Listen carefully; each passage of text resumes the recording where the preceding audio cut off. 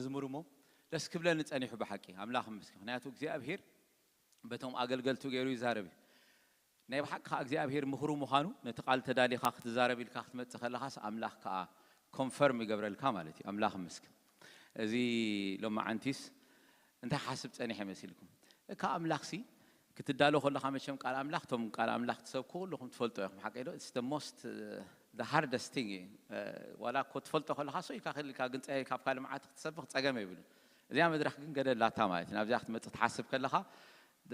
ታሽሙሎም ፕሬሸር አለው ማለት ስኒት ጓሌ ክዳሎ ከለኹም ስርዓት እንታይ ትብለን ነራ ወይሌ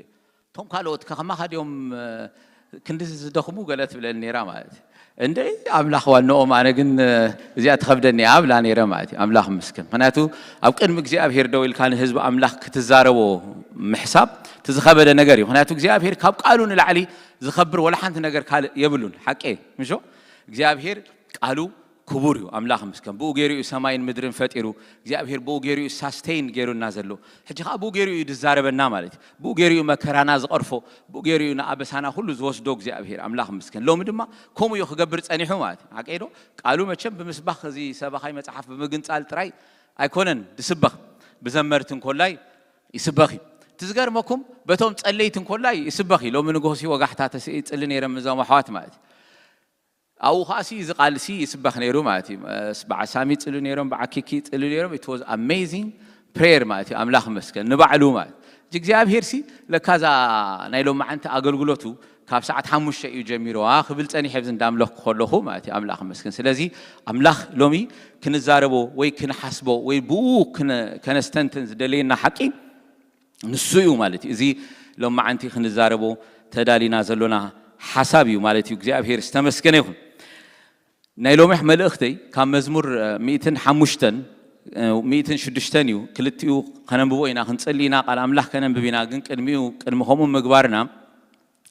ነዚ حساب እዚ حسبو ከለኹሲ ሎሚ ከም ማሕበር መጽሐፍ ቅዱስና ነንብብ ኣለና ሓቀይዶ በሓደ ኮይና እግዚአብሔር ከአ ንህዝቡ ከመገሩ ካብ ግብጺ ከም ዘውጾም ኮዳ እግዚአብሔር መጀመሪያ ከመገሩ ሰማይን ምድርን ከም ዝፈጠረ እግዚአብሔር ከመገሩና አብርሃም ከም ዝሓረ እግዚአብሔር ከአን ያዕቆብ ከመገሩ ከም ዝመርሖ እግዚአብሔር ካብ ግብጺ ከመገሩ ከም ዘውጾም ከነንብብ ጸኒሕና ኣለና ሓቀይዶ ነንብብ ኣለና ኢና ምሽግረ መንገደይ ከዘክረኩም ስለዝደለኹ ኣለና ዶ በሓደ ኣብዚያ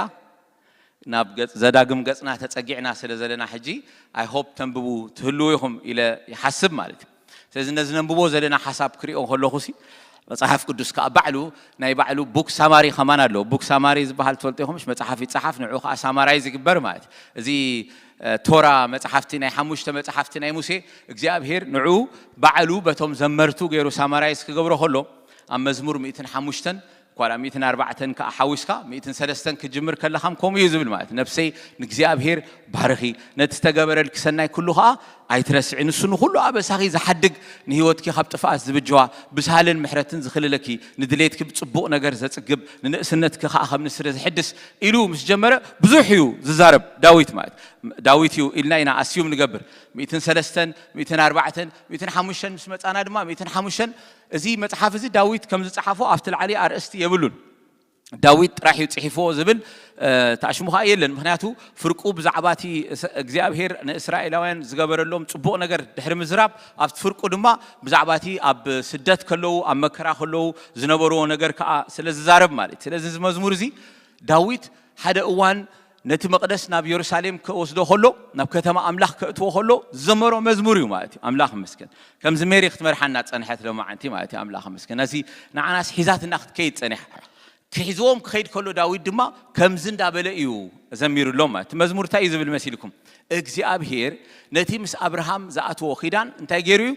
ዘኪሩ እዩ ኢላያት ጅምር ምሾ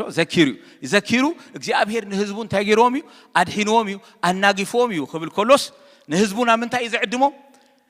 ናብ ምስጋና እዩ ዝዕድሞም ማለት ናብ አምልኾ እዩ ዝዕድሞም ማለት አምላኽ መስ ስለዚ በሓደ ኮይና ንእግዚአብሔር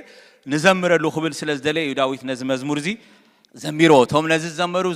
ዘመርት ድማ ብድሕሪኡ ካልእ መዝሙር ወሲኾምሉ ማለት አምላኽ መስከን ባይ ዘ ወይ ከምዚ ኣብቲ ዘመንቲ መዝሙር ናተይ አገለድ ባህል አይነበረን ሓራይዶ መዝሙር ትጅመር ፍርቃ ኸኣት ሓደ ቅጽላ ነራ ማለት ስለዚ ፍርቅ ስታንሳናይ ሓደ ፍርቅ ስታንሳናይ ጋል ኾን ይኽእል كم لكم بقى تريتوري زي ما حازين يروماتي أملاخ مسكن آمين دو سيد يسوع كريستوس قويتاي تا مزمور ناي كلهم توما بتشعو ناي እግዚአብሔር بركات زراعي ميتين شو دشان دما እግዚአብሔር اتزغبرو ግብር ምስራ ገበረ እቶም ነቲ ግብር እግዚአብሔር ዝራአዩ ናታቶም ግብረ መልሲ እዩ ዝዛረብ ማለት ግብረ መልሲ ናታቶም ይዛረብ ከመይ አይነት ግብረ መልሲ ኔሮም እግዚአብሔር ከነቲ ግብረ መልሶም ታ አይነት ደግማይ ግብረ መልሲ ኔሮ እዩ ዝዛረብ ማለት እዚ ሁሉንም እንታይ ያቀዲመ ነግረኩም ደለኹ ከነንብቦ ኾለና ምእንቲ ከተስተውዕሉ ለይ ማለት ንኽብረና እግዚአብሔር ቃል ካብ ዘለኹም ሓፊልኩም መጽሐፍ ቅዱስኩም ሒስኩም ከኣተለኹም ኣብ መዝሙር 105 ክትግንጽሉ ኢኹሞ በሓደ ኮይና ከነንብብና ኣምላኽ ዝተመስገነ ይኹን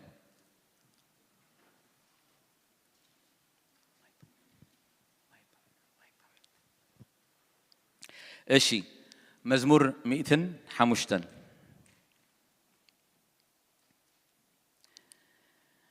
እግዚአብሔር አመስግኖ ስሙ ጸውዑ ግብርታቱ ማእከል አሕዛብ አውሪዩ ዘምሩ አመስግኖ ብዛዕባ ሁሉ ተአምራቱ ተዛረቡ በቅዱስ ስሙ ክበሩ ልብቶም እግዚአብሔር ዝደሊዎ ይተሐጎስ እግዚአብሔርን ኃይሉን ድለዩ አዘውቲርኩም ገጹ ድለዩ አቱም ዘርይ አብርሃም እትባርያኡ አቱም ውሉድ ያዕቆብ ሕሩያቱ ዝገበሮ መስተንክር ግብርታቱን ተአምራቱን ፍርድ አፉን ዘክሩ ንሱ እግዚአብሔር አምላኽና እዩ ፍርዱ ኣብ ኩላ ምድሪ እዩ ነቲ ምስ አብርሃም ዝኣትዎ ኺዳን ንይስሐቅ እውን ዝመሓለሉ ማህላ ነቲ ንሽሕ ወለዶ ዝኣዘዞ ቃል ንዘለዓለም ዘኪሩስ ምድሪ ከነአን ዕድሎት ርስቶም ክትከውን ክህበካየ ኢሉ ንያዕቆብ ከም ሕጊ ንእስራኤል ከዓ ከም ናይ ዘለዓለም ኪዳን ገይሩ ኣቆሞ ብቁጥሪ ሒደት أزيوم حيدت أب أون سدتنيات كلو كاب هزبي ناب هزبي كاب منجستون ناب كال هزبي كحلفو خلو نسو سب كتوعهم أحدجن نقواتي أيتتنكيوم ننبياتي دما كفو أيتكبروم إلو ما أنتهم نجستات جستهم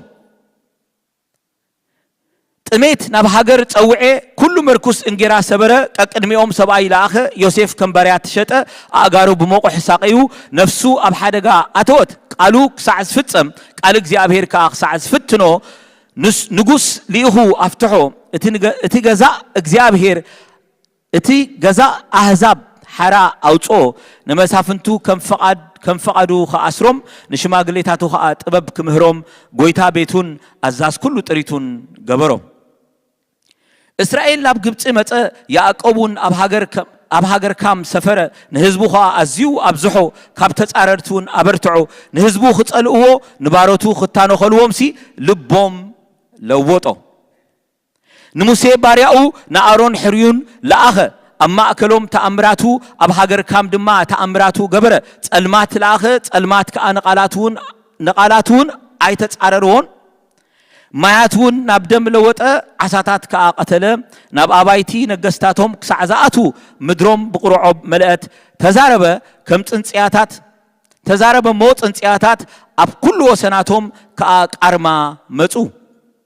أب كند زنابسي برد هل تحوخ أبهاجرهم أورده وينومن بلسومن وقع أقوام عدوم دماء سبابره تزاربه مو أنبتأ قطر زي بلو خب تامت نخل بقاليا هاجرهم بلعو نفر مدروم كأ بلع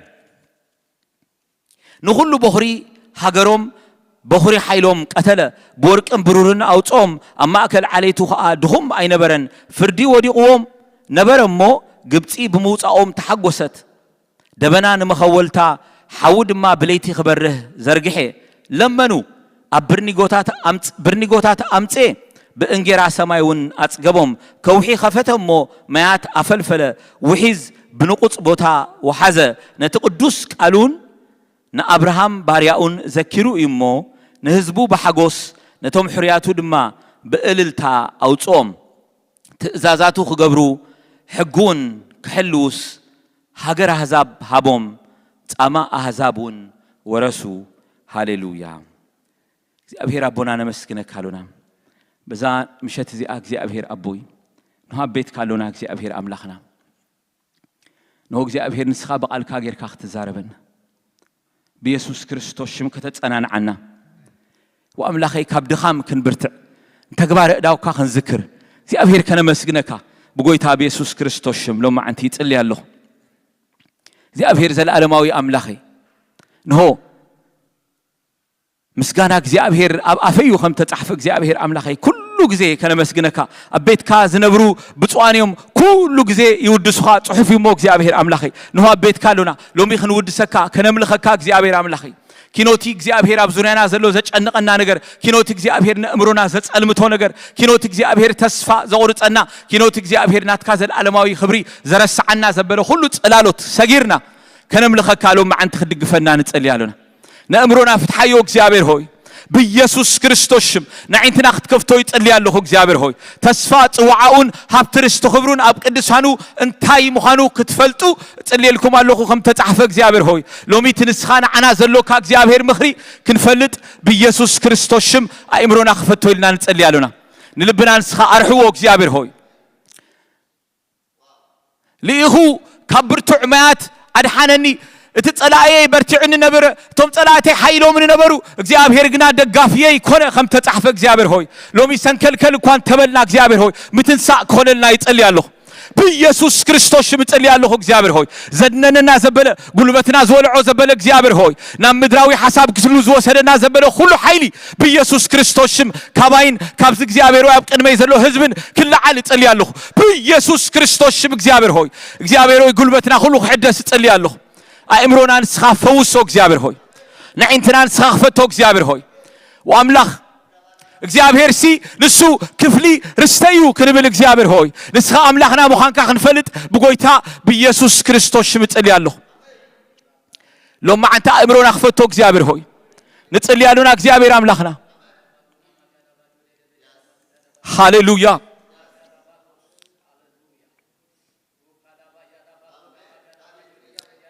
ወአምላኼ ነው መስግነካለሁ ሳህያዊ ኻ እግዚአብሔር ሆይ ንኺዳንካ አይትጠልምን እግዚአብሔር ሆይ ንህዝብኻ ፈጺምካ አይትሓድጎን ይኻ እግዚአብሔር ሆይ نون ذكرك هلونا እግዚአብሔር ሆይ ሎሚ ለልብና እግዚአብሔር ናብትንስኻ ዝገበርካዮ ተግባራት እግዚአብሔር ንዑ ንመልሶልና እግዚአብሔር ሆይ ለልብና ናባኻ ንመልሶልና እግዚአብሔር ሆይ ነፍሰይ ንእግዚአብሔር ባርኺ ለተስተገበረልክ ሰናይ ኩሉኻ አይትረስዒ ንብላሉና እግዚአብሔር ሆይ ንስኻና አበሳና ዝሓደካ ካብ ጸልማትና ብርሃን ዘሳገርካና ቅዱስ ህዝቢ ዝገበርካና አምላኽኻ እግዚአብሔር ሆይ በአና ክትከብር አህዋተይ ክትብለና በአና አይሐፈርካን እግዚአብሔር ሆይ በኢየሱስ ክርስቶስ ሽም ጸልያለሁ እግዚአብሔር ሆይ አነን አህዋተይን ሎሚ እግዚአብሔር ሆይ ነዝ ሐቅ ዝኽርዶ በጎይታ በኢየሱስ ክርስቶስ ሽም አይምሮና ክፈት ይለይ ጸልያለሁ በኢየሱስ ክርስቶስ ሽም ጸልያለሁ ካም ምድሪ እግዚአብሔር ሆይ አግሽግሽ ዘብለና ዘበለ ሁሉ ኃይሊ በኢየሱስ ሽም በትኮለሁ በኢየሱስ ክርስቶስ ሽም በትኮለሁ እግዚአብሔር ሆይ እግዚአብሔር አምላኸይ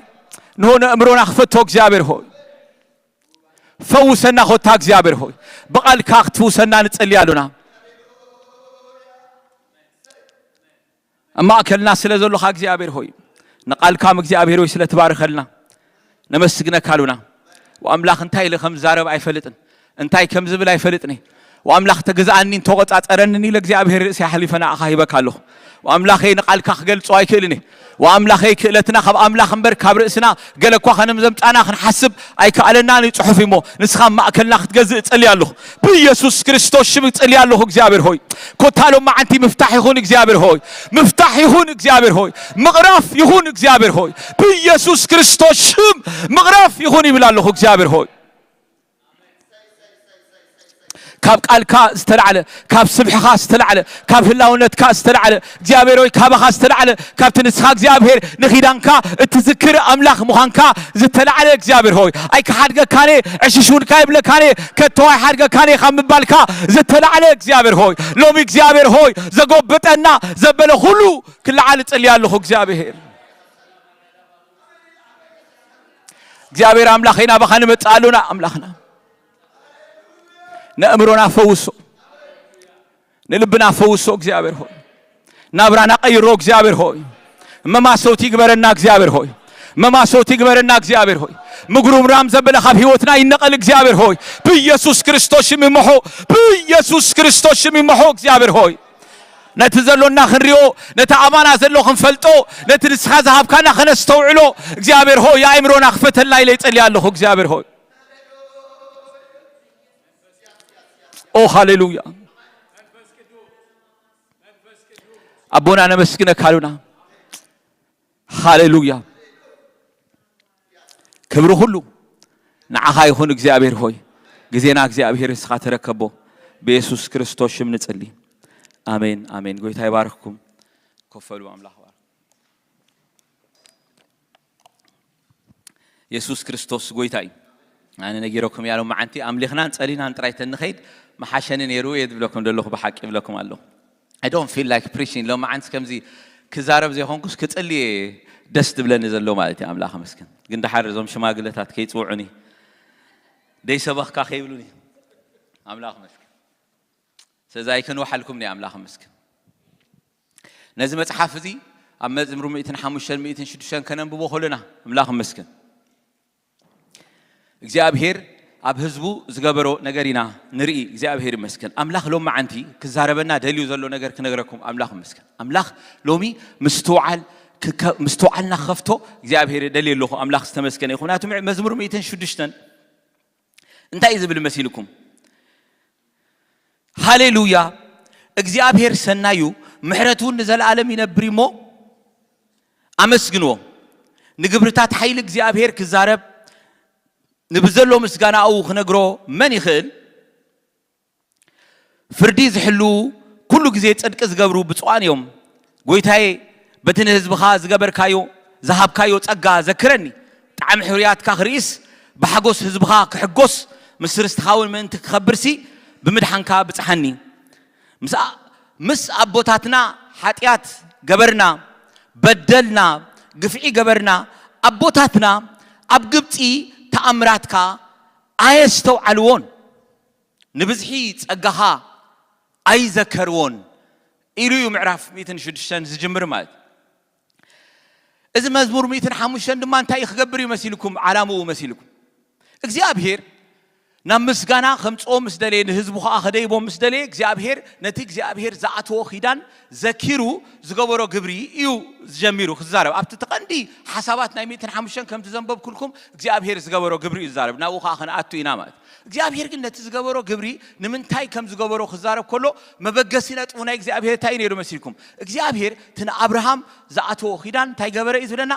ዘከረ ይዝብለና ማለት ስለዚህ አምላክሲ نا أبراهام زعتوا خيران كذكر كلوس اتربع تميت 30 عامت سي رسعوا ودينيرو ما سيق أتيوم نجبت سي حنسا أو تصنحوا قال لهم سي دحر أتتا أتيوم بيني رتاب جبت سي 4 تميت 30 حالفوا حجب الذكر يوم كوت ديلوك زيابهر كم كو سمع خيلي ونتبدحريت زتأمته مخنياتو أو ولا حنت سلازي إلا ماي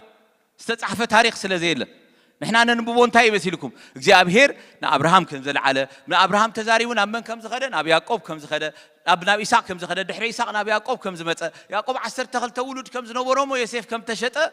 سمع خاص نام موسى تسجر مال حكي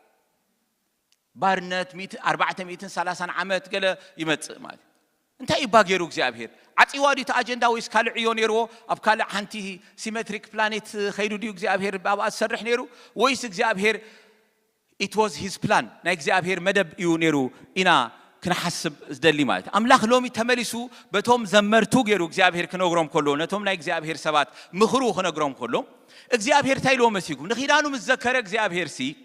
كوتهم حسبوا أو تيوم كرم مبالون تايلو مسيركم እግዚአብሔር توم بحيدة قطر هو بقطر انتهى كله حيدة كله بزعبا أبراهام يزارب زوا توم أبوتات يزارب زلوا مات حيدة كله زي تقوموا حزب كله ولا حنت قلبت زي نبرم كلوس እግዚአብሔር نقوباتي أي تنكيو إلو እግዚአብሔር تاي جبرهم ولا حدا سب كتنكيوم تاي جبرن حدا جن مون توم نجستات كخندوم تاي جبرهم يزولنا جسّتهم يزولنا مالي ስለዚህ እግዚአብሔር ገና ሂደት ከለው ምስኦም እዩ ዝነበረ ናብ ግብጽ አንተ ኸገብሩ የቲዮም ተራይልና አው አፍት ጽሑፍ ከና ኸነብቦ ኸልና ታይ ዝብለሲኩም እግዚአብሔር ናብ ግብጽ ኸእትዎም ከሎ እግዚአብሔር አው ህዝቡን ታይ አብሮ ገብረና አብዝሖም ህዝቡ አው እንታይ ገበሩ በርትዑ ይዝብለና ማለት ካብዘን ጥቅስ እዚአን ጥራይ በመብጋስ ንእሽተይ ሪሰርች ክገብር ፈቲና ወላ ሓንቲ ቶም መምህራን ኣብዚ ዝተመቃቀሉዮም ማለት እዩ ክንደይ ዓመት እዮም ጸኒሖም ኣብ ግብጽ 430 ዳርጋ ዝበዝሕ ሰብ አው ይረዳዳ እዩ ማለት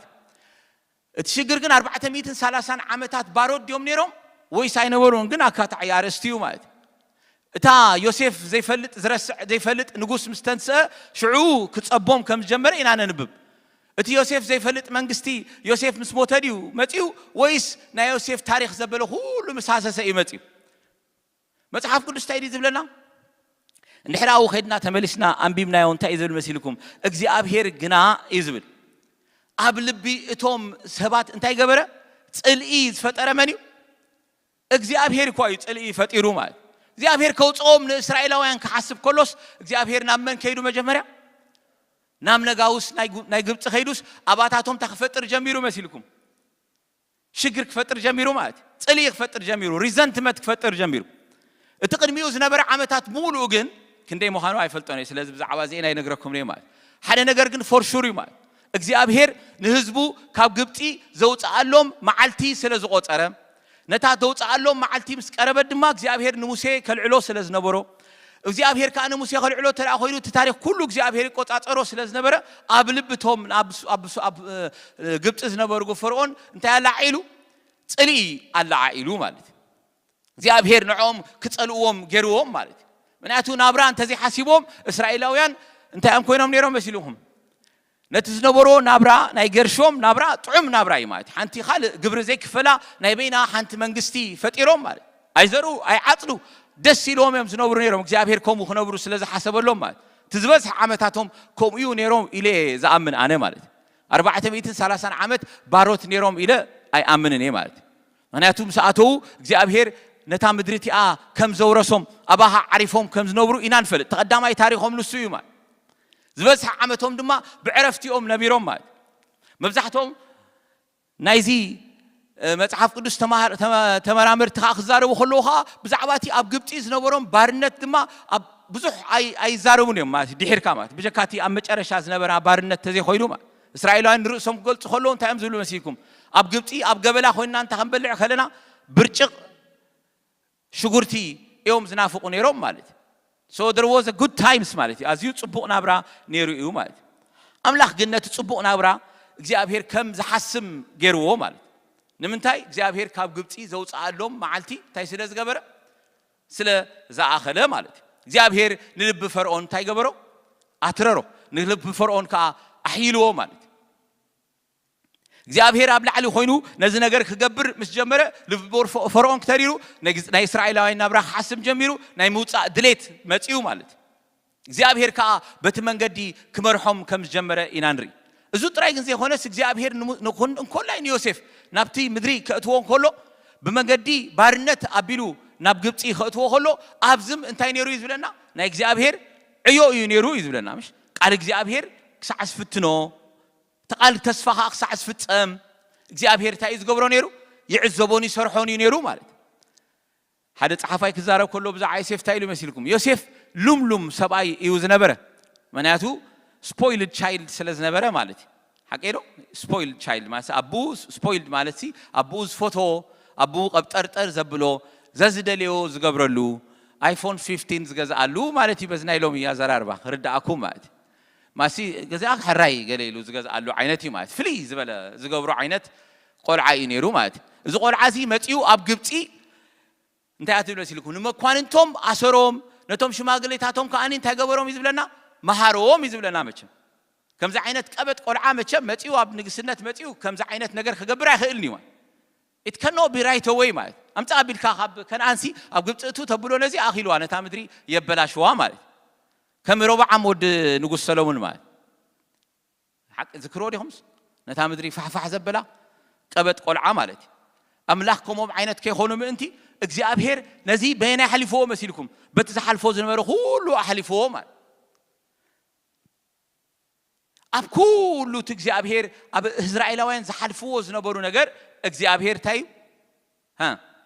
ነይሩ እዩ እግዚአብሔር በዓል ስልጣን እዩ እግዚአብሔር ህያው እዩ ዝብለና ዘሎ ተጻሓፊ ማለት አሜን ዶክሰም ካብዓይንቲ እግዚአብሔር ዝተኸወለ ወላ ሓንቲ ነገር አይነበረን እግዚአብሔር እዩ ኢን ኮንትሮል እዩ ነይሩ እግዚአብሔር ማለት ኣብዚ ብዙሕ ግዜ ተሰቢኽና ለና ለንቅነ እግዚአብሔር መስከብና ናይ እግዚአብሔር ልዑላውነት ናይ እግዚአብሔር በዓል ስልጣን ናይ እግዚአብሔር ክብሪ ተዛሪብና ለና ማለት ሓደ ግዜ ናይ እግዚአብሔር ልዑላውነት ናይ እግዚአብሔር ሶቨርኒቲ እግዚአብሔር አይገልጸልና ዲቴይሉ ህርዳአና ማይኽእል ያና አና ይጥዕመናን ስለዝኾነ ማለት እግዚአብሔር ምስ ዮሴፍ ኮፊሉ መኺሩ ነይሩ ተትኾን ደሓን ንጉስ ክትኮን ኢኻ ኮንስኻ ማዓብ ክትኮን ኢኻ ሞ ንስሞ ግን በዚ ክትሓልፍ ኢኻ ብንቦጢፋር ክትሓልፍ ኢኻ ከምዚ ክትኮን ኢኻ ኢሉ ተዝነግሮሲ ዮሴፍ ምተሰማምዕ ዶኾን ምናልባት ሜቢ ኖት አይ ዶንት ኖ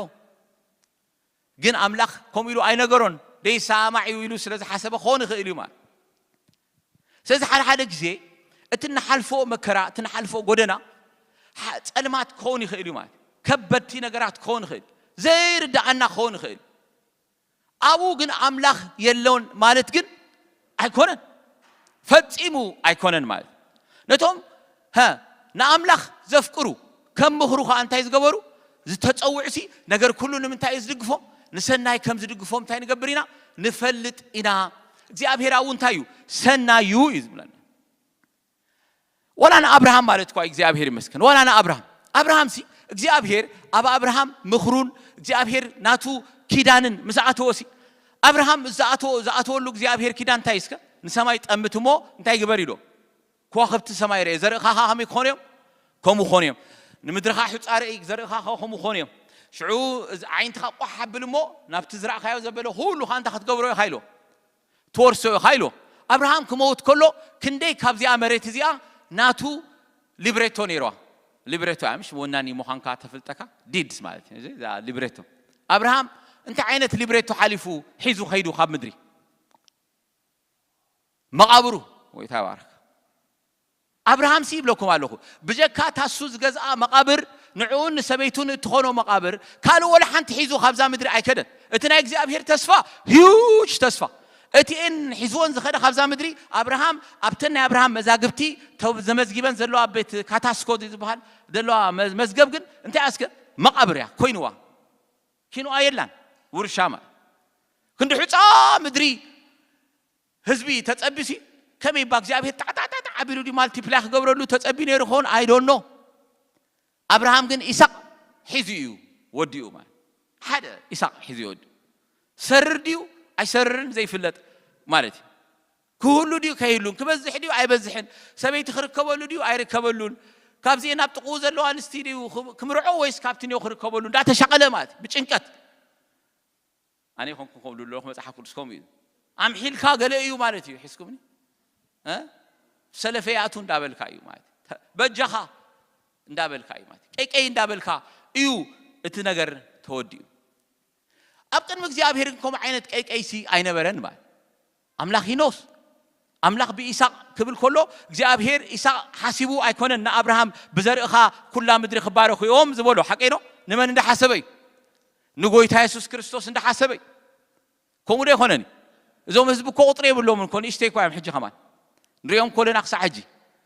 ሐቀይኖ እዛ ኒውስ ትከታተሉ ተኾይንኩም ሲ ጋዛ ንምብፅሓ ዓለም ዝጸቦም ዘሎ እቱ ውፅእ ዝብሉ ዘሎ ህዝብ እኮ ክንደይ ጭንቅን መከራን ዘለዎም ህዝብ እዮም ማለት ሞኸንደይ ግዜ ወፅኦም አትዮም ካብታ ምድሪ ነታ ምድሪ ክንደይ ግዜ ተመሊሶም ዓዲጎማ ክንደይ ከርተት እዩ ማለት እቲ ናይ እግዚአብሔር ተስፋ ካብ አብርሃም ይዓቢ ነይሩ እዩ ክብለኩም ስለዘለኹ እዩ ማለት አምላኽ ንአብርሃም ተስፋ ክቦ ከሎ ናይ እግዚአብሔር ተስፋ ካብ አብርሃም ይዓቢ ነይሩ እግዚአብሔር ኢሳቅ ተስፋ ክቦ ከሎ እግዚአብሔር ካብ ኢሳቅ ተስፉ ይዓቢ ከም ዝነበረ ይፈልጥ ነይሩ እዩ ማለት እግዚአብሔር ብዛዕባ ዮሴፍ ክዛረብ ከሎ ካብ ዮሴፍ ንላዕሊ ነይሩ ክሰግደል ኮያም ክብል ከሎ እግዚአብሔር he was thinking about the big nation ተዓብ ህዝቢ እዩ ዝሓስብ ነይሩ እግዚአብሔር ማለት አይ እዚ ናይ እግዚአብሔር ምኽሪ እንተ ዝርዳአና ማለት አሜን ነው ሎማ አንቲ ናይ ብልበይ ዝብለኩም ዘለኹ ነዚ ሓሳብ እዚ ከመይ ገይሩ እዩ ዝርዳአና ከመይ ገርና ኢና ነስተውዕሎ እዩ ካብቲ ሒዙና ዘሎ እንታይ ክንገብር ምንቲ ክንወፅእ ምንቲ ማለት ንያቱ እንድሕሪ ኣብተን ናኣሽቱ ዕግሽገሻት ዘይኮናልካ ነገራት እንድሕሪ ዕግሽግሽ ትብል ኮይንካ ኮይነን ሰኔን ተሓስብ ማለት እግዚአብሔር ግን አጀንዳ ኣለዎ እዩ እግዚአብሔር ዓበይቲ መደባት ኣለዎ እዩ ንስኻ አቡ እንታይ ኻ ማለት እዩ ሓደ አጀንዳ ኻ ናይ እግዚአብሔር መሳርሒ ኻ ማለት ኣይተሓዙ ለይዳ እምበር እግዚአብሔር ብዛዕባ ክብሩ እንዳሓስብ ከሎ ንስኻ እንታይ ኻ መሲልኩም መሳርሒ እዩ ኢኻ እንዳሰርሓልካ ከሎ ባእኻ ገይሩ እንዳሰርሐ ከሎ እግዚአብሔር ዝኸብር እስኻ ኻኒ በየናይ ኻ ትኸብር መሲልኩም በትኽብሩ ኢኻ ትኸብር ማለት ደግማ እዚያ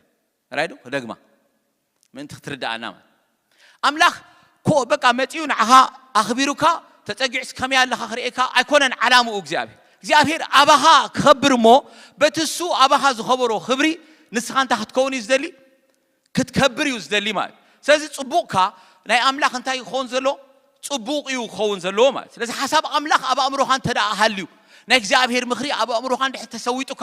ጥራይኻ ሽዑ እንታይ ትኾን መስልኩም ዕርፍ ትብል ማለት ሰላም ትነብር ማለት ካብዝ ናይ ምድሪ ነገር ኩሉ ሽዑ ትወጥ ኪኖ ሁሉ እዩ ማለት أدلاي تخوينو እግዚአብሔር ይበካ አይድላይን አይሃበካን it doesn't matter እግዚአብሔር ካብኡ ንላዕሊ ምዃኑ ጽቡቕ ጌርካ እንታይ ትገብር ትፈልጥ ማለት እዩ አምላኽ መስከን አሜን ዶክሰም ኢየሱስ ክርስቶስ ጎይታ እዩ አምላኽ ተመስገነ ይሁን ስለዚህ እግዚአብሔር ይመስገን እዚ ዘማሪ ነዞም ህዝቡ ክጽውዖም ከሎ እንታይ ኢሉ ይጽውዕዎም እግዚአብሔር እንታይ ግበርዎ አመስግንዎ ስሙኻ እንታይ ግበሩ ጽውዑ ግብርታቱ ኣብ ማእኸል አሕዛብ አውሪዩ ዘምሩሉ አመስግንዎ ብዛዕባ ሁሉ ተአምራቱ እንታይ ግበሩ ተዛረቡ በቅዱስ ስሙ እንታይ ግበሩ ክበሩ ልቢ ቶም ንእግዚአብሔር ዝደልይዎ እንታይ ግበር ይተሐጎስ ንእግዚአብሔር ድለይዎ እግዚአብሔር ክትረኽብዎ ይኹም እግዚአብሔር ቀረባ ስለ ዝኾነ ቶም ዝደልይዎ እንታይ ግበር ልቦም በኦም እንታይ ግበር በእግዚአብሔር እንታይ ግበር ይተሐጎስ ይዝብለና አምላኽ መስክን ንእግዚአብሔር እንታይ እንድለዩ ኃይሉን ድለዩ አዘውቲርኩም ገጹ ድለዩ አቱም ዘሪ አብርሃም እትባሪያው አቱሙሉ ያዕቆብ ሕርያቱ ዝገበሮ መስተንክር ግብርታቱን ተአምራቱን ፍርድ አፉን ታይግበሩ ዘክሩ ስለዚህ እዚ ዘማሪ ክዛረብ ከሎ እንታይ ዝብ ዘሎ መስልኩም አቱም ያዕቆብ እግዚአብሔር ዝገበሮ ታይግበሩ ዘክሩ ምእንቲ ትምዝካርኩም ስንታይ ከመጽዩ ኃይሊ ምእንቲ ከመጽይኩ ምስጋና ምእንቲ ከመጽዩ ማለት ኮይንኩም ትፈልጡ ዶ ጽላይ አቢኩም ነገራት በርቲዕኩም ኩነታት ኩሉ ጽልምት ክብለኩም ከሎ ናብ መንብርካኽ ከጨንቀኩም ይኽእል ኣብታ መንብርካኹም እግዚአብሔር ዝገበሮ ነገር ክትጽብጽቡ ምስ ጀመርኩም ተኻትኾን ትቕጽል ዲኻ ኣብ ክልተ ምስ በጻሕኻ ኳ ሽዑ ኣውሽትኻ እንታይ ዝፍጠር መስልኩም ናይ እግዚአብሔር ኃይሊ ናይ እግዚአብሔር ሰላም ናይ እግዚአብሔር ሓጎስ ኣውሽትኻ ዝመጽ ዘማሪ ከምኡ ኢሉሎምሽ ሓደ ክልተ ኢለ ስራሕ ኣምላኸይ ክጽብጽቦ ጀመርኩ ግናኸ እንታይ ኮይነ በጣም ፐርፌክት መዝሙር ማለት አምላኽ መስከን ኣብ ክልተ ምስ በጻሕኹሲ ወዲኤ ማለት ሰለስተ ከማና ይበለን ማለት እዩ ኣብ ክልተ ምስ በጻሕኹስ ኦሬዲ ናይ እግዚአብሔር ምኽሪ ኣብ ህይወተይ ተዘኪሩኒ ይዝብ ዘሎ ዳስ ዋይ ሽዑ ዘማሪ እንታይ ዝገብሮም ዘሎ መስልኩም ንእግዚአብሔር አመስግኖ ገጹ ድለዩ ብገጹ ኸ ተሐጎሱ ኃይሉን እግዚአብሔርን ኃይሉ ድለዩ ምስ በለሲ እቲ እግዚአብሔር ዝገበሮ ግብርታት እንታይ ግበሩ ዘክሩ ኢሉ ናበይ መሊሶ ንድሕሪት ዝመልሶም ዘሎ ማለት ነቲ ዝተገበረ ሁሉ ናይ እግዚአብሔር ነገር ከዘክሮም ጀሚሩ ንምንታይ ምእንቲ ከመስግኑ ማለት ምእንቲ ካብ ምጉሩምራም ኩሉ እንታይ ኾኑ ሓራ ክወፁ እዞም መጉረምረምቲ ዝነበሩ ህዝቢ ማለት እዩ አምላኽ መስገን ታስዋይ ጳውሎስ ኣብ ፊልጵ ምዕራፍ 2 ተዛረብ ከሎ ከምዚ ኢሉ ተዛሪቡ ኣብ ማእኸል ዝቀናንን ጠዋይን ወለዶ መንቅብ ዘይብሎም ግሩሃትን ሕፍቲ ዘይብሎምን ውሉድ አምላኽ ኮይንኩም ከም ብርሃናት ዓለም እትበርሁ ምእንቲ ክትኮኑ ንሁሉ ብዘይ ምጉሩምራምን ብዘይ ውልውልን ግበርዎ ናይሎ ማዓታ አርእስተይ ንሁሉ ብዘይ ምጉሩምራም ግበርዎ ይዝብል አምላኽ መስገን ኣብዚ ጠዋይ ወለዶ ኣብዚ ዓመፀኛ ወለዶ ኣብዚ ሁሉ ነገር ከተመስግን ዘይኾነስ ከም ዝጎደለካ ከርኤካ ዝጽዕር ወለዶ ንሁሉ ነገር ብምንታይ ግበሮ ብዘይ ምጉሩምራም ግበሮ ሰይጣን ንሰብ ሓንቲ ታሞጊቱ ካብ ቀደም ትናይ ጥንቲ ገመል ተመን ኩሉ ግዜ ስርሑ ሓንቲ እንታይ ከም ዝገብረካ ትፈልጥኩም ንሄዋን መቸም ካብ ገነት ኤደን ዝበልጽ ነገር መቸም የለን ምሹ ፓራዳይዝ ሲ ትባዕሉ ንባዕሉ ተቃል ፓራዳይዝ ዝበሃል ቃልሲ በቃ የለን ተኻኸሎ አይክእልኒ ማለት እግዚአብሔር ዘገርም ፍጥረት ፈጢሩ አዳም ከአው ኻቱ ያዕሪፍዎ እግዚአብሔር ኩሉ ጽቡቕ ገይሩሉ ከብቅዕ ሰይጣን ግና መጪው እግዚአብሔር ካብዝ ሁሉ ካብ ኩሉ ኦም ጎነት ክትበልዑ ኢልኩም ዲዩ ወወ ካብ ኩሉ ይልናዩ ካብዚያ ግን አይበለናን ኮይናታ ዘረባ ማለት እንታይ ዘርኤካ መስልኩም ሰይጣን እቲ እግዚአብሔር ኣብ ህይወትካ ዝገበሮ ዘይኾነ ዘርኤካ አይናይ ዘርኤካ እታ ዝጎደለትካ እዩ ዘርኤካ ማለት አበይኩም ዶል ትገብሩ ዘለኹም ሕጂ እዩ ሎማ አንተ ቻሌንጅና ማለት ናይ ሎሚ ቻሌንጅ አምላኽ መስከን አምታ ያለኹም ሎማ አንተ ተሐስቡ ከለኹም ሎማ አንተ ብዛዕባ ኤርሚያስ ክሐስብ ከሎ እንታይ እዩ ዝሐስብ እንታይ ትሓስቡ ዋይ ቀልጢፍና እናኽንመጽ ነርና ናብ ዝኻናዳ እምበር ዶንጊና እኮ ገለ ትብሉ ዶ ትኾኑ ገሊኹም ሓሊፋትና ገሊአን ዝሓለፋ መስለ ኢልኩም ትፈልጡ ዲኹም I don't know ብዙሕ ክትብሉ ትኽእሉ ኢኹም ዝዓርእስኩም ማለት ተኣምላኽ ዝገበረልኩም ጽቡቕ ተኣባኻትኩም ዘሎ ነገር ኩሉ ግዜ ንኸይትርእይዎ ዝገብረኩም ኩነታት መሊኡ ዘሎ ዝጎደለ ካ ጥራሕ ይዘርእካ ባይዘ ወይ ዝምድር እዚ ብባዕሉ ባህርያቱ ናይ ዝምድር እዚ እዚ ቐይናንን ጠዋይን ወለዶ ከምኡ እዩ ባህሪኡ ማለት እዩ this is what it does እኹል ፀጊብካ ኢኻ ኣይብለካኒ ማለት ፀጊብካ እኳ ካደለኻ ፀባ እኮ ሕቶ ይኮነን ሕጂ ኣብዚ ምድሪ ሓቂ ዶ ፀባ እኮ ትስራዕ እኳ ኻ ነርካ ዋ ኣንቱም ረሲዕኹሞ ጋዝ ከተምፅእ ትንፋስካ ትወፅ ላምባ ከተምፅእ ትንፋስካ ትወፅ ገለ ክትገብር ትንፋስካ ትወፅ ገንዘብ ኣብ ኢድካ እንዳሃለወ ከርተት ትብል ነርካስ ኣብዚ መፂኻሲ ዘዝጎደላኻ ጥራይ ትፅብፅብ ማለት the theory of relativity ማለት relatively ጥራይ ትርኢ ማለት ኣነ እሱ ኸኣ ትብል እሱ ኸ ምስ በፂኻ እሱ ኸኣ ትብል ማለት success relative ኢለ ሓደ መዓልቲ ተዛሪበ ነይረ ሓቂ ዶ success relative በዓል መረባዕ ንምንታይ በዓል ህድሞ ንምንታይ ዝናፍቕ ኢለኩም ነይረ በዓል መረባዕ ክኸውን እዩ ዝደሊ ግን ታሽሞ ኣይፈልጥን እዩ ማለት ናይ 50 ሰንት ገዛ ግን ኣይፈልጣን እየ ዝብለኩም ዘሎ ናይ 50 ሰንት ገዛ ትፈልጡ ኣለኹም ሸውዓተ ድዩ ሸውዓተ ሓሙሽተ ድዩ ገለ መሐንበስ ኣለዎ ማለት እቲ ገዛ ብሄሊኮፕተር እምበር ብኻልእ ኣይክየድን ኣረ ሞ እንታይ ክገብረልካ እዩ ንሱ ኣለኹም ዶ ምሳይ ግን ታ መረባዕሲ መረባዕ ትኸውን ድያ ገዛ ትኸውን ድያ እንድሕር ምስ ናይ 50 ሰንት ኣወዳዲርካ ባዴሉ እኮ ኣይተቐምጠላን ኢኻ it's not worthy ባዴላ ናይ 50 ሰንት ከተቐምጥ ታመቐመጥ ኢኻ ሓቂ ግን ገሊኦምሲ ናይ ሳክሰስ መዐቀኒት ሓቂ imagine ይድብለኩም ደሎ በዛ ፓዝ እዚኣ ትኸይድካ በዛ ኣይበፃሕኽዎን ኣይኣኸለንን ኣይርከብክዎን ገና ተሪፍንሎ እዚ ኣባ እንድሕር ትብል ኮይንካ ኣይትውዳእን የብለኩም ኣለኹ ኣይተርክቦን ኢኻ endless እኮ it's an endless journey ኣይትኸዶን ኢኻ ብለኩም ኣለኹ ኣነ ነግረኩም ኣለኹ ካብ ሕጂ ጠጠው ተበልና ይሕሸካ ሎ መዓንቲ ብዚኣ ኮፍ ኢልካ ካልኩሌት ግበር ሎ መዓንቲ ማለት መንገዲ ሓሰብ ኣነ ኣምላኽ እንታይ እዩ ባኾን ደሊኒ ዘሎ እግዚአብሔር ንዓይ ዝሓሰበለይ ሓሳብ እንታይ እዩ በል እምበር እቲ ደድሕር እዚአን ኩለን ተበፃሕካ ኣይውዳ it's never gonna end ስለዚህ እግዚአብሔር ይመስገን አምላክ ሎማዓንቲ ክንሐስቦ ደሊና ዘሎ ንእግዚአብሔርን እንታይ እንድለዩ ኃይሉን ድለዩ ንእግዚአብሔር ገጹ እንታይ ገበሩ አዘውቲርኩም ተግበሮ ድለይዎ ምክንያቱ ኣብ ገጹ እንታይ አሎ ናይ ሓጎስ እንታይ አሎ ንምንታይ መስይልኩም ዝናይ ሓጎስ ጽጋብ አሎ ዝብል መጽሐፍ ቅዱስ መስይልኩም ኣብ end of the day ኮለል ኢልካ ድላይካ ጌርካ በጽሕካ እታ ናይ መጨረሻ አቺቭ ትግበር ነገር እንታይ ምዃና ትፈልጡ ዲኹም ሓጎስ ኳ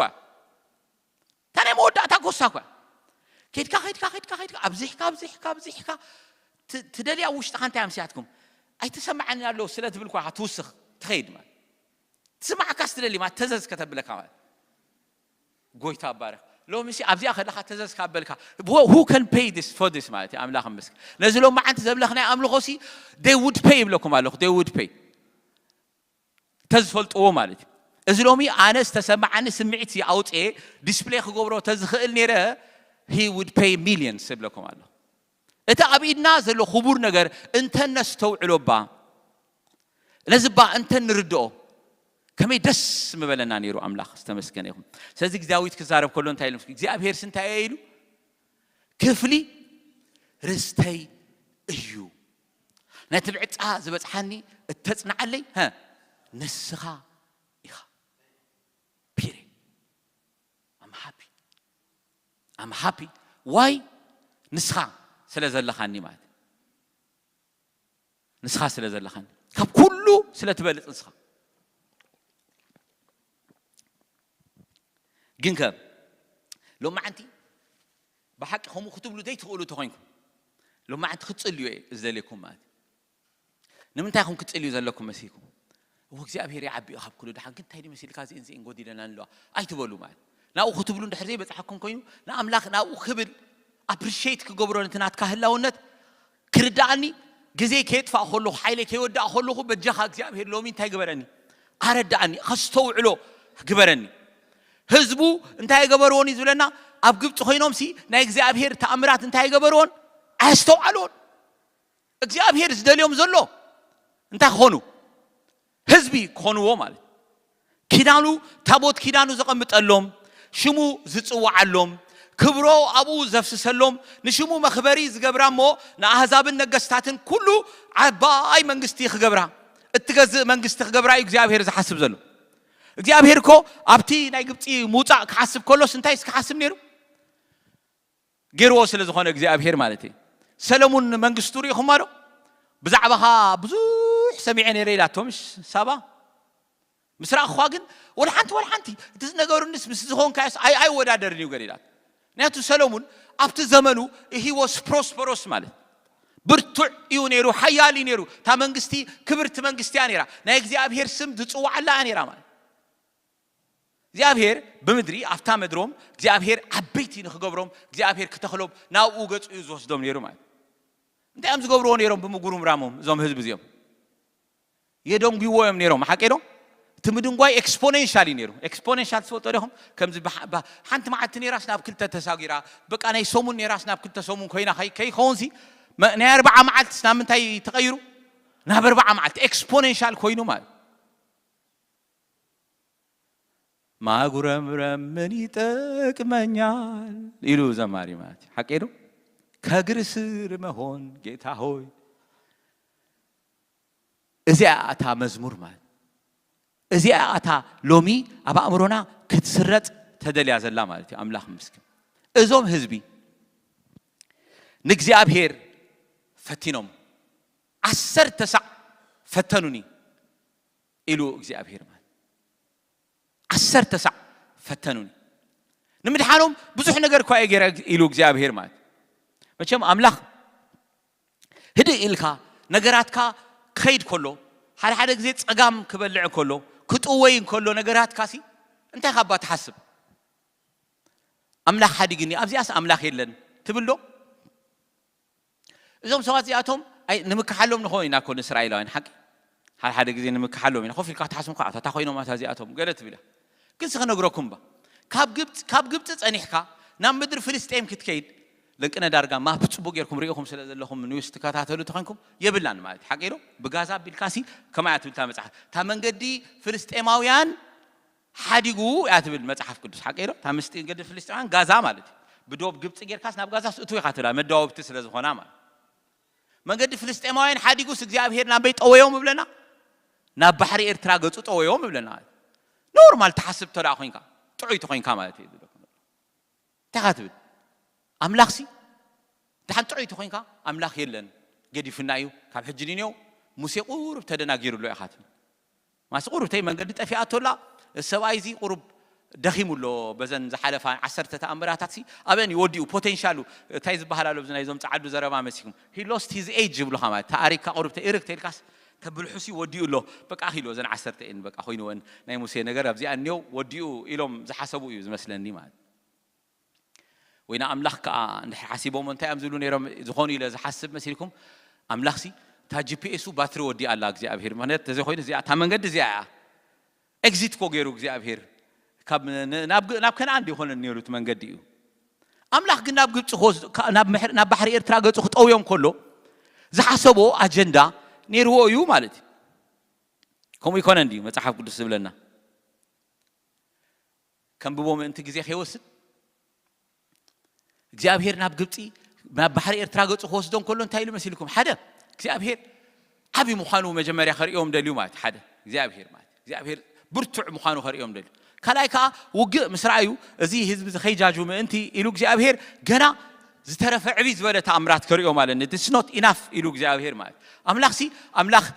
ግብጻውያን ጥራሕ ዘጥፋ ኣምላኽ ኣይኮነን እንኮላይ ባሕሪ ኤርትራ ዝመቀል ኣምላኽ እዩ this is dynamic this is amazing كبلو يو دليو እግዚአብሔር كغرمو يو دليو እግዚአብሔር ማለት በአምላክ كغرمو دليو كامنو ها دليو እግዚአብሔር ማለት that's why يقدمو ካብዝ ሁሉ አይነገር እንዲ እግዚአብሔር ብዙሕ ጊዜ ከወስዶን كله ነዚያ ግን ነጊሮም ንሙሴ ቀዲሙ ነጊሮ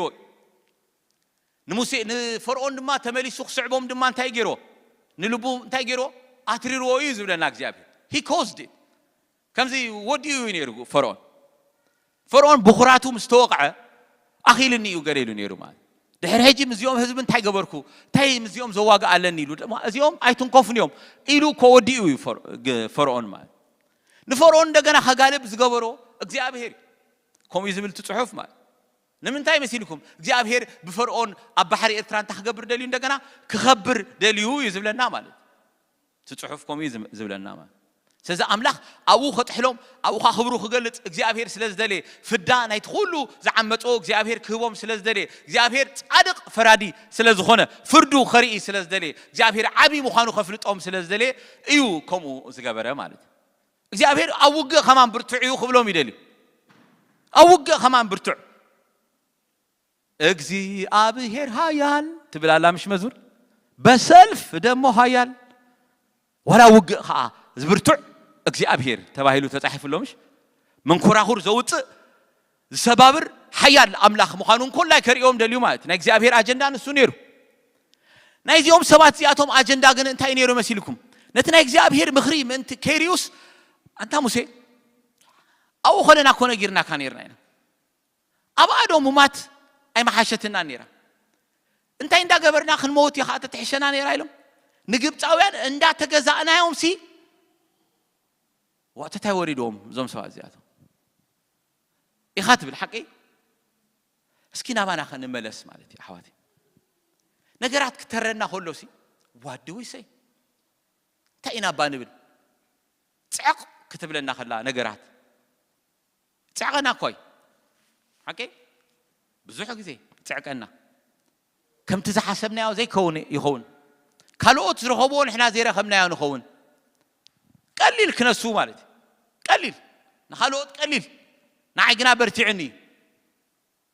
أبايقن مخانا أبيو أنا تايو خوينو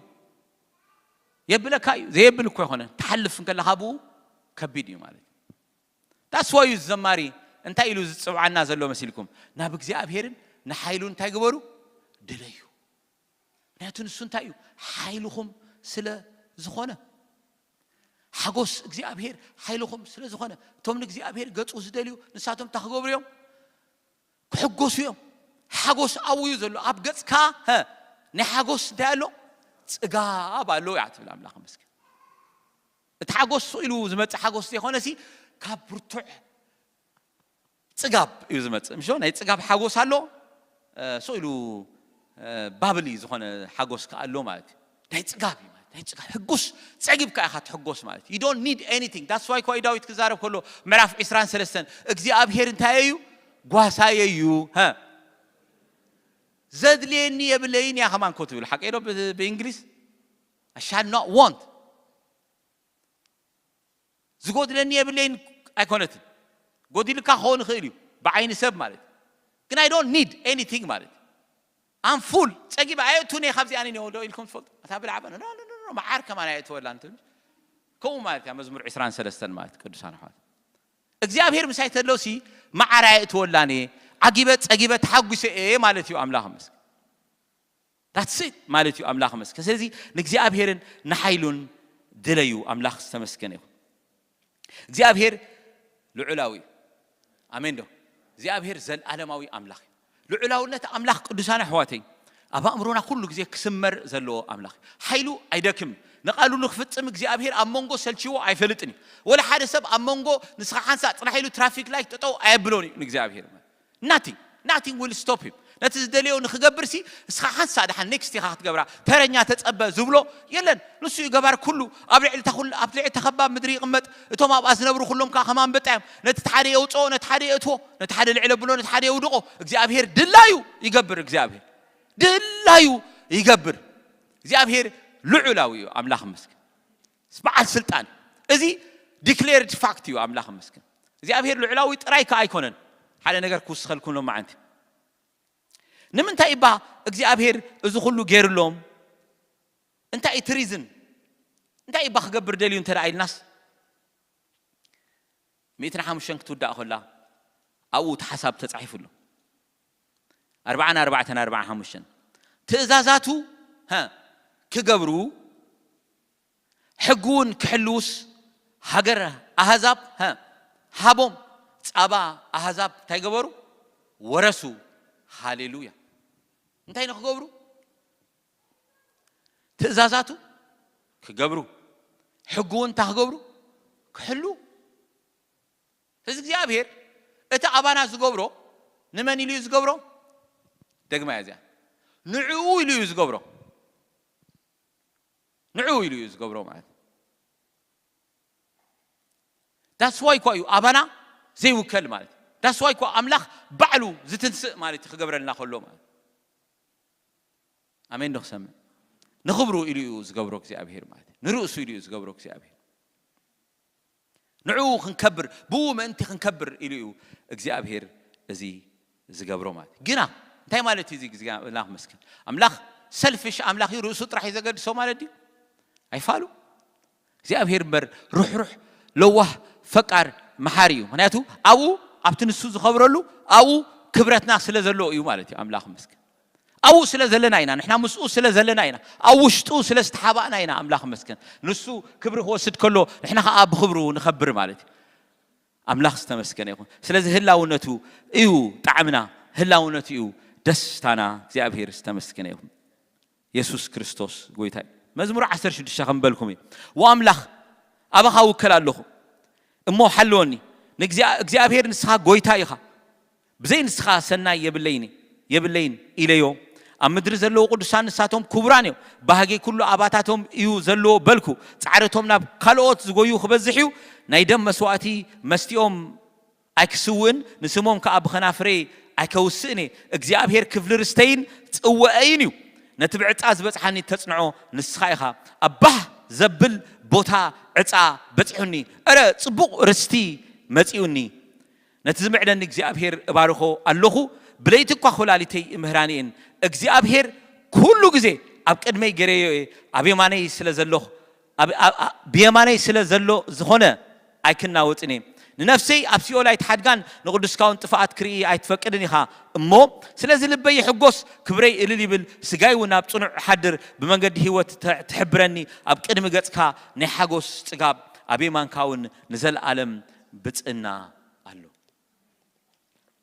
أملاخ مسك داويتي نقص كوي بس هو كوي خلو أزي كون أنا عايز أجربني له أملاخ مسك زي أبهير أنتي كفل رستي أنا نسعور رخيبة له خويلو مان لو ما قد سان حواتي أنتي بقى لنا أبيدنا أنتي له بزو إحنا جر كله خيلي ما تعرف قدس كنتي ذو المسيلكم كله خبري كم تاي كم سعري إيو كم عم بابا إيو إذا ولا نامش كله خبري كله عينت كبري مال لومي تريو صباح جنان تايخون يتفق يحسس قالون دابل كاوس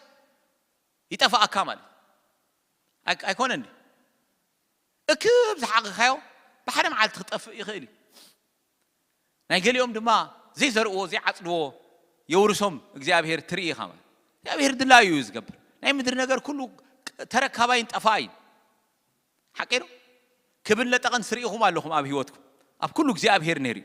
أبتي እግዚአብሔር أوشتكم زلوا يدبلكم لله እግዚአብሔር جنا نسو بولا حدا نجار خيدن كتكال فتسمنا كنا حدك أيجبعنا تعرف كل شيء زي بنسيلكم ورد إلى معرف شمونت رومي كم ببالكم يا مالد معرف شمونت رومي فقد عسران سلستن جميرة خمزيب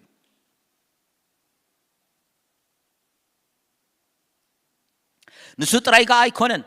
نحنا بهرنت منفس زلونا مسل ولدنتنا مالت مدحان سجانا النا تصبينا بوشتنا نس قرقر علونا نتزريوس تسفاز قبره خمن علو بتسفائنا دحين زلونا مو نتزريس تسفا مقبارو إذا تسفا أيكونن نتزين ريو تسفا أنت قبرنا يقول بتعجستي نتصبيه إنا منفس دم خمون دخمنا يدقفوي كم يجرنا خنصلي كم زقبانا أين فلتنينا سلازي اتمنفس بعلويو بزين قر إهتا زلمنا اتلب زمرمر نسوم انت توم قدسان كم فقد أملاخ يرو يلمني مو نتحسب منفسون انتاي مخانو يفلطوي نتوم لأملاخ زفقرو كم مخرون التتصوعو قنا خولو نسنايهم كم زدقفهم تاين قبرنا نفلتنا انبا أرسي قبل 3 حدا نورد لكم تنبيكم بزعبا إذ نجرزي أنتاي كنبلينا أملاخ مسانا كاب كونخ منيو زك آمنا اتنودو اقوا من تخلاتنا أحلفو زهابو انبر زين حافو كمي داخ مسؤو كله زيهبن سكب زي حنسا دوك نبل ما اتنودو كوا أبكن أنا أحلفو زهابو انبر زين حافو كمي قدا كله زيهبن تلاتو غلهم مس أملاخ بموت ودو كاب تعرقكم حجنا ولود أملاخ كاب كونكم دا أمو كم يجرو يموك زيابير ودي كان تاخم زي كون حجدا يخون مبري تمالك قازي يقدر فناك زيابير لو مخم يجرو يقدر فناك زيابير ما تتمالي فتيبنا أجايشن متعتني تاتن كلنا تلاتي خلنا بجبرنا موتات كنسنا أبغى زيابير عدل زيبلنا خلنا እግዚአብሔር ሽዑኳ እግዚአብሔር ዝጸዋዓና ናብዝ ምኽርዚ ዘእትወና በወዱ በኢየሱስ ክርስቶስ ዝተዓረቀና ምስኡ ብምእታው ሰላም ዝረኸብና ግዳ ሕጂ ግዳ አው ምስሓሎና ግዳ ክንደይና ብዙሕ እምበር አምላኽ መስገን አሜን ነው አሜን ስለዚህ እግዚአብሔር he cares ይሓሊ እዩ ማለት አምላኽ መስገን ይሓሊ እዩ ይሓለለዩ ይግደሰለዩ I know it በልዎ አምላኽ መስገን ንጸላኢኹም ማለት you have to say كابلو بخون كتبلو لكم متصبصاب تدعى تشجركم እግዚአብሔር አብ ህይወትኩም ዝገበረልኩም ብዙሕ ነገር ክትጽብጽቡ ከም ትኽእሉ ርግጠኛ ምሽው ተተሸግርኩም ደሃና ውድ ወላይ ትግበሩ ናፍታ ቀዳሚት ነገር ታተገድስ ንሳ እግዚአብሔር ይመስገን አምላኽ ወዱኳ ካብ ሃበኒ ናይ በወዱ ገይሩኳ ካብ ተዓረቀኒ ውሉዱ ካብ ገበረኒ ስድራ ቤቱን አምላኽ ደቅ ዓዶም ንቅዱሳን ካብ ገበረኒ እግዚአብሔር ጎይታ ኢየሱስ ክርስቶስ ሓወይ ንምባል በአይ ካብ ዘይ ሓፈረ ዋ ኮፊልካ محسب በመይስካ ዋ ጎይታ ኢየሱስ ሓወይ ልኒ ካኮት ዘለ ዋ እቲ በቃሉ ሰማይን ምድርን ዝፈጠረ አው ተጽይሩ ዘሎ ሁሉ በቃሉ ጥራይ ዝተጾረ ይኹን ምስበለ ጥራይ ዝኸብር አይኹን ምስበለ ኻ ዝሐስስ ዝጠፍ ዘለዓለማዊ ንጉስ ንሱ حاوي إلني ترى زي حق سنة خوينوسي كان زي حق سيدن حقيرو تايمو حق سنة خاون العالم سلازم متعاف كدوسي أو دول كنجبر إلى لنا لو مالتي مدحنا نعو كنستوعله مناتو رستيسي إجزابهيرو رستي كوينو مال أوريسيو نمن وريسيو نجزابهير وريسيو أملاخ منفسو أباي كويو ما حدرو غيروني أملاخ أباي كوينو أنا أملاخ كوينه ويلي أنا كم عرف 10 شعات يوحنس كم بكله يجرمني وما قويت خزارب كتصلي كله ما أبتا أنا زل هو نساتهم أو هلو إذا أنا ذهب كاني نسون تاجبركو هاب كوم ويلي that's why كوي باولوس إذا نجارزي من تخردعكم ستاجبرو زبالة إتصلي لكم الله زبالة ما إذا تترديوكا قتري خاطر ما متعاف قدسكم سلا زبلي مال هم يدبلوا متعاف نقص أي كم تاجبركو كم عرّ جبركو كم زي حفر كأ فلتكو يبلا كمان دس بلا كتقتر أنا خباي زي حي شيء لنت بلا أملاخ مسكن كابيس تلعله كاب محرته زت تلعله خبت السوزف كأرني زت تلعله سلا زيلو باولوس مالتي أملاخ مسكن نتوم حريات أملاخ زخصهم دا منيو أملاخ يو تزت صدق اتزخونن كمنيو كريستوس يسوس اتزموته أرخام موتات قادا زتنسى أبي ما أنا أملاك كوينو أنتنا زلمن زلو إيو كابتا فقر كريستوس زفلينا دا منيو كم يوم أنت عملوا معلتي نقتل علونا كما باقي محردون تقطرنا زبل صحف زلو تنكدو تأببادو تأميدو عركاندو فرهدو ويس سيفي موت كونه ويس هيوت ملاختي كونو ويس جزاتي زلو خونه ويس زمت وي حالتات العل زباله خونه ويس تحت زباله كال فترة انت خونه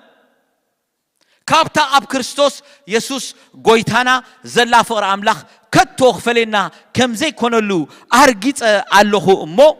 بز كله بتزفقرنا اطبقنا نسعرنا praise god املاخ استمسكنه بز كله بتزفقرنا اطبقنا نسعرنا praise god باولوسي نسف فيليبي يصحف لهم كله بزي أخود أملاخ مسكن أمعرف أربعة تحجس بقولي تحجسوا قبلكم الله قبلهم كلش تلوهاتكم أب كل سبب فلت زي أبهر كهرباء دليتكم تصلوتن لما نو مسنا مسكنا أملاخ فلت أمر بقولكوا هيتجنوا تخاب كل أمر زبالة سلام أملاخ دمان لبخم حسابكم بكريستوس يسوع كحلوي إلو وريدو قاله كزارف كلوسي أنا أسخاتكم ذهبكم مني صبوا نجار تاجروا لي مليء اللي يلو مليء اللي صبوا ينيروا معاد كنا خاهم زبلكم زلوخسي إذا سويش تيسي زفترة لي نجار الله خايم مسلكم حرايدو قال يزبلون لنا إذا قال زجابر اللي خايم مسلكم إذا أحوج سني قربتي أو إيموشنال زخونك خايم مسلكم أنا مهن لا وفلت ها مس أنك أفلت بقولوا أنت لمودة مس بلس تايلو مسيركم ده حري أبتها تحتي أزلا بتذهبن حيلي نخلو خلوه بزي أخود سلاز دلوخي تعنتوي زبالكم مالي أبتش إنك أتكنوا لون خلينا أدرسان حاتي I know there are lots of things such أنا أقوم مالي نرأسهم زدننا نحسابكم كله زبطاتنا إن كل دمبرك هو جحل يوتبلو دمبرك زي أسكتلو وات يعتبلوه بزح نجار كله يخيلوا مالي هو كل وات أملاخ مسكن آمين دخ سمع أنت زي تلوت أدمى إجزابير أبو حجوسكم كمرسلكم يا أملاخ مسكن إجزابير نلبخهم من منفسكم بمنفسو غيره تاخذوا كحجوسو إجزابير I know this إذا I can prophesy مالت الله هنوم سا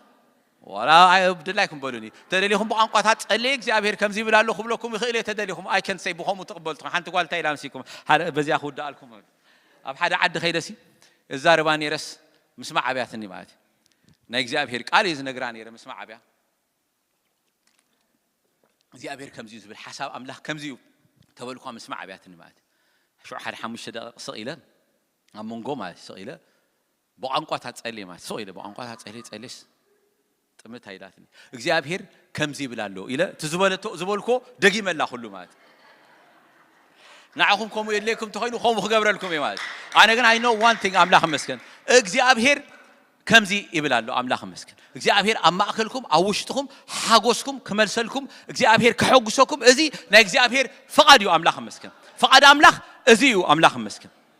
إسخاتكم بأملاخ أنت تكونوا كتحوجسوا بعد بأملاخ بحكبلكم مكنياتك إجزابير تاكم سلازخانة رستهم سلازخانة إجزابير مسكن أمين دو كأوز بلد سلازير دو إن خنا ملخينا إجزابير مسكن كنا مسكنوا إن إجزابير كأملاخي تمسكن إسخا عدلي سلازخان كرستي سلازخان كعتاي سلازخان كان إسخا إجزابير بأخا إذا رخبكو بأخا سلاز رخبكو أمسكنا كاللهو هاليلويا أبارك كاللهو هاليلويا هاليلويا هاليلويا هاليلويا مسكنا كالله بارك كالله يسوع كينو زخونة تاتي كينو ز أبزوري زلو زج أنا نقن نجر كينو دو بلا الله هاليلويا كينو دو بلا الله كينو دو بلا الله لو ما أنت رجوت الله دو بلا الله هاليلويا إجزابير تقوي تان السحيليو نجاري كم نيرا بجبرن أبتبري خبوت خايم أنا لسنيو هاليلويا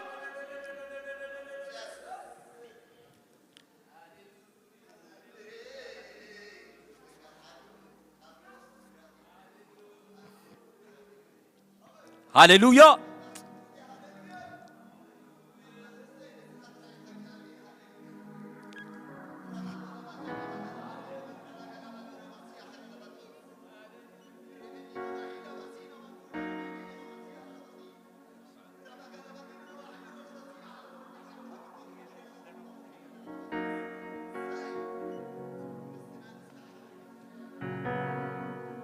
هاليلويا سكداوكم أرعيلكم منفسكم ما بتحتي وأجزوه إجزابير مسكن أنت تصليتي أنت وداكوكا كتنسي إجزابير حيليو هاليلويا إجزابير حيليو إجزابير حيليو إجزابير حيليو حيليو حيليو حيليو هاليلويا هاليلويا هاليلويا هاليلويا ساعة سمعني هاي تبيني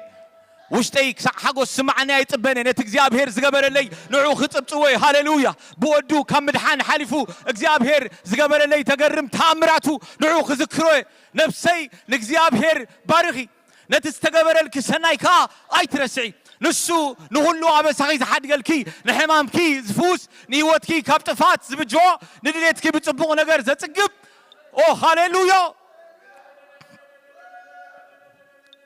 ሃሌሉያ ሃሌሉያ ሃሌሉያ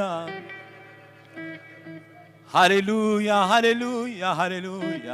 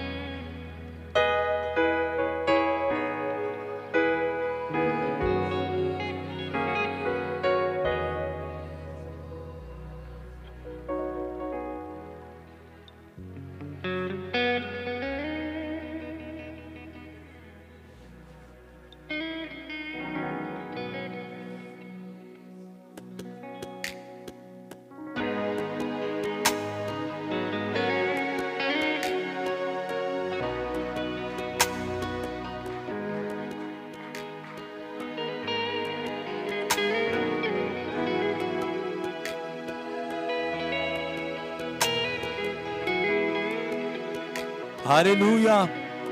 ምድሓን እግዚአብሔር ምሳይ ምትሓሓዝ ይብሉን ቅዱሳን ኣሕዋተይ ሓደ ሓደ እግዚአብሔር ንኺዳኑ ስለዘከረ ኣነ ኸዓ በቲ ብኢየሱስ ክርስቶስ ምእማን ሎሚ ዘርኢ አብርሃም ስለዝኾንኩ ሎሚ እግዚአብሔር ኣይሓድገንን ይዕሽሽ ኣይብለኒ ኣይሓድገንን እግዚአብሔር ሃሌሉያ ሃሌሉያ ሃሌሉያ ሃሌሉያ ሃሌሉያ ሃሌሉያ ሃሌሉያ ሃሌሉያ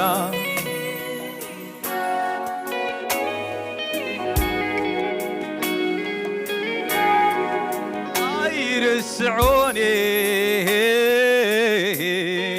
እቲ ምሕረትካ አይርስዑኒ እቲ ምሕረትካ አይርስዑኒ ትዝነትካ አይርስዑኒ ጉስነትካ አይርስዑኒ እቲ ምሕረትካ አይርስዑኒ እቲ ፍቕርኻ አይርስዑኒ እቲ ምሕረትካ ጉስነትካ አይርስዑኒ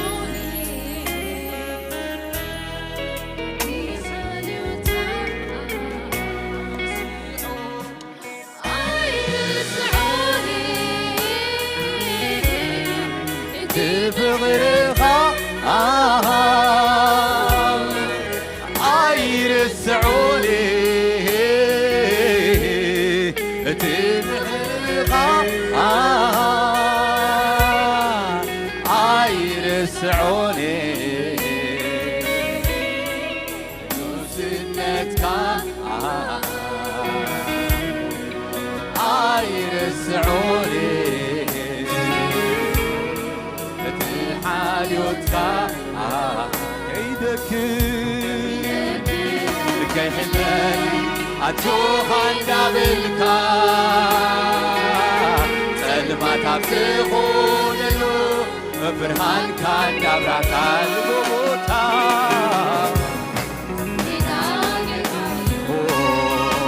አሳጊርካኒ ብሩኽ ጎይታ ከምዝተማ መናሉ ንኣይ ክንዲ ኩሉ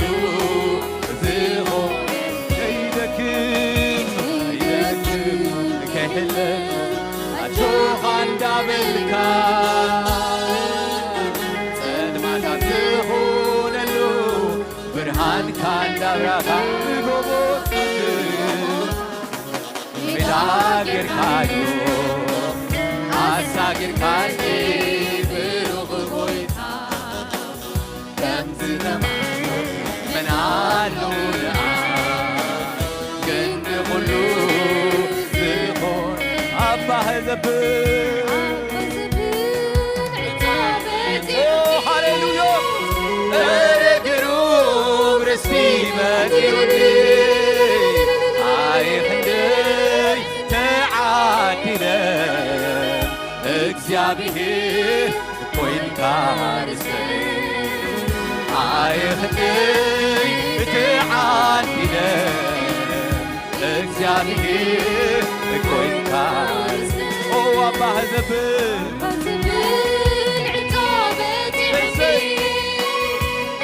እግሩም ርስቲ መጢሩኒ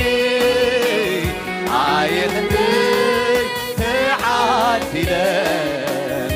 እግዚአብሔር ኮይንካ ርስተይ ኣይኽንደይ ተዓዊተን እግዚአብሔር እሳዕ ሽበን አምላክ ኣምለካይ ምሉ ዘመነይ ዓዚምካ ሓንጊርካ ከም ተሳልየኒ ኣብ መፈፀምካ ከም ተብፅእ እሙን ኢኻ ሃሌሉያ ኣይጥርጥረካን ምሉ ክሳብ ሽበን ክሳብ እርግናይ ትዝከመኒ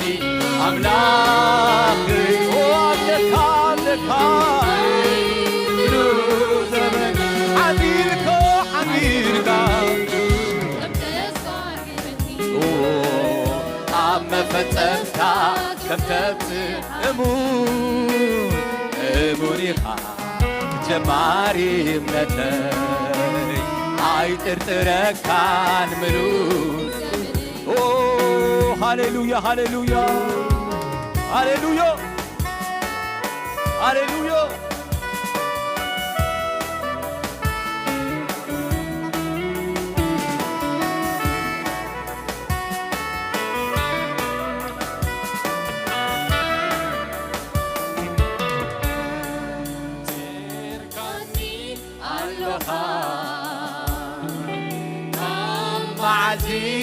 መዓልቲ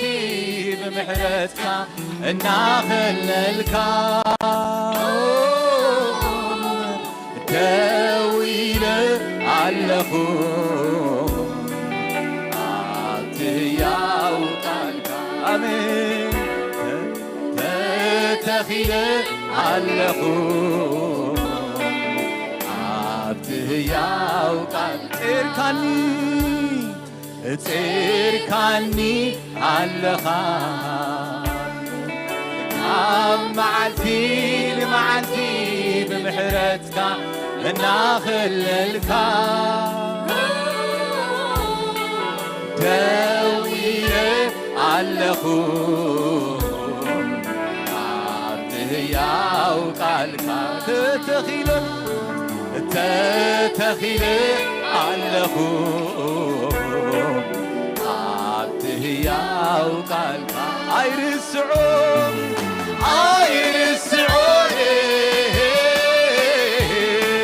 እቲ ምሕረትካ ኣይርስዖም እቲ ፍቕርኻ ኣይርስዖም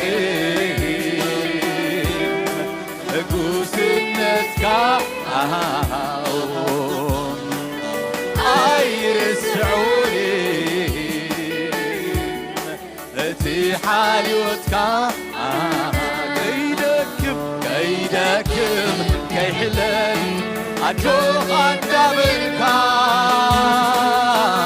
ጸልማት ኣብዝኾነሉ ብርሃን ካንዳብራካ ልጎቦታት ሜዳ ጌርካዮ ኣሳጊርካኒ ብሩኽ ጎይታ ከምዚ ኸማኻ መናሉ ንኣይ ክንዲ ኩሉ ዝኾነለይ ከምዚ ኸማኻ መናሉ ንኣይ ክንዲ ኩሉ ዝኾነለይ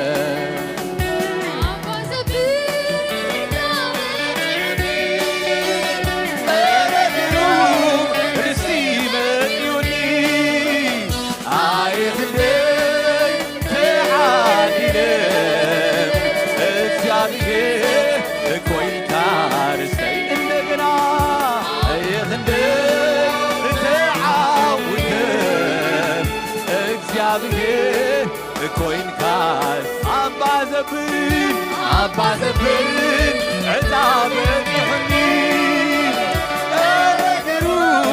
ርስቲ መፂኡኒ